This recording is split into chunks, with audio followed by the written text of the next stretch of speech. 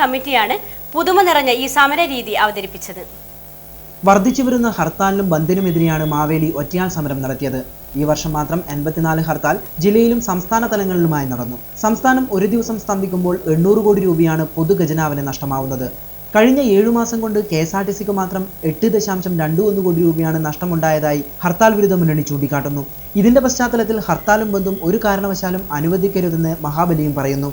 നാം കാലാകാലങ്ങളായി ഇവിടെ നമ്മുടെ രാജ്യം സന്ദർശിക്കുന്നു. പക്ഷേ ജനങ്ങൾക്ക് പ്രതിഷേധിക്കാനുള്ള അവകാശമുണ്ട്, സമരരീതികളുണ്ട്. പക്ഷേ ജനങ്ങളുടെ ജീവനെ തടഞ്ഞു വെക്കുന്ന രീതിയിലുള്ള സമരം കേരളത്തിൽ ജനങ്ങളെ വളരെയധികം ബുദ്ധിമുട്ടിക്കുന്നതായിട്ടാണ് നാം കാണുന്നത്.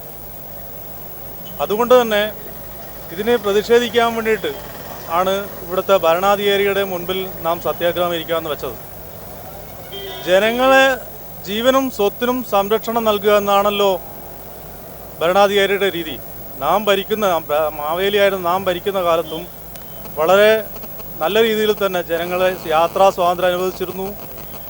അതുപോലെ തന്നെ അവരുടെ ജീവനും സ്വത്തിനും സംരക്ഷണം നൽകിയിരുന്നു.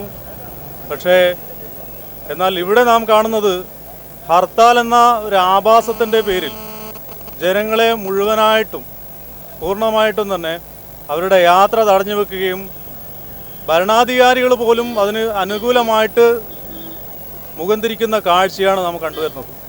ഒരു വർഷത്തിനിടയിൽ സംസ്ഥാനത്ത് നടത്തിയ ഹർത്താലുകളുടെ കാരണങ്ങൾ അന്വേഷിച്ചാൽ തന്നെ ഇത്തരം സമരരീതികൾ കൊണ്ട് തൊഴിലാളികൾക്കും രാഷ്ട്രീയ പാർട്ടികൾക്കും നേട്ടമുണ്ടായില്ലെന്ന് ചൂണ്ടിക്കാണിക്കപ്പെടുന്നു. അവകാശങ്ങൾ നേടിയെടുക്കുന്നതിന് സമാധാനപരമായ നിരവധി സമരമാർഗങ്ങൾ ഉണ്ടെങ്കിലും പൊതുമുതൽ നശിപ്പിച്ചും ജനങ്ങളെ ദ്രോഹിച്ചുമുള്ള സമരരീതിയാണ് ഇന്നും തുടരുന്നത്. 2 മണിക്കൂർ അധികം ജോലി ചെയ്തോ സ്വതന്ത്ര ഹർത്താൽ നടത്തിയോ സമരം നടത്താമെന്ന് മാവേലിയും പറയുന്നു.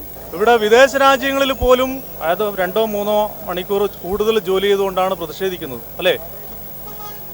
നിങ്ങൾ പത്രക്കാർക്കെല്ലാം അറിയാവുന്ന കാര്യങ്ങളാണ്. പക്ഷേ ഇവിടെ ജോലി നിർത്തിവെക്കുക മാത്രമല്ല, മറ്റുള്ള പ്രജകൾ ജോലി ചെയ്യുന്നതും സഞ്ചാരം നടത്തുന്നതൊക്കെ തടസ്സം നിന്നുകൊണ്ടാണ് ഇവർ സമരം ചെയ്യുന്നത്. ഓരോ ഹർത്താൽ ആഹ്വാനം ചെയ്യുമ്പോഴും പൊതുജനം വീടിനകത്ത് ബന്ദിയാക്കപ്പെടുകയാണ്. സമരക്കാരെ ഭയന്ന് വീടിനകത്ത് നിന്ന് പുറത്തിറങ്ങാതെ മണിക്കൂറുകൾ തള്ളുന്നു. അക്ഷരാർത്ഥത്തിൽ ആവശ്യങ്ങൾക്ക് വേണ്ടി പ്രതിഷേധിക്കാനുള്ള സാഹചര്യം പോലും ഇന്നത്തെ സമരരീതിക്കില്ല. പൊതുജനം ബന്ദിയാക്കപ്പെടുന്ന ഹർത്താലുകൾ ഇല്ലാതായാലേ നാടും മനുഷ്യരും ശരിയായ അർത്ഥത്തിൽ വികാസം പ്രാപിക്കുകയുള്ളൂ എന്ന് ഹർത്താൽ വിരുദ്ധ മുന്നണി അവകാശപ്പെടുന്നു.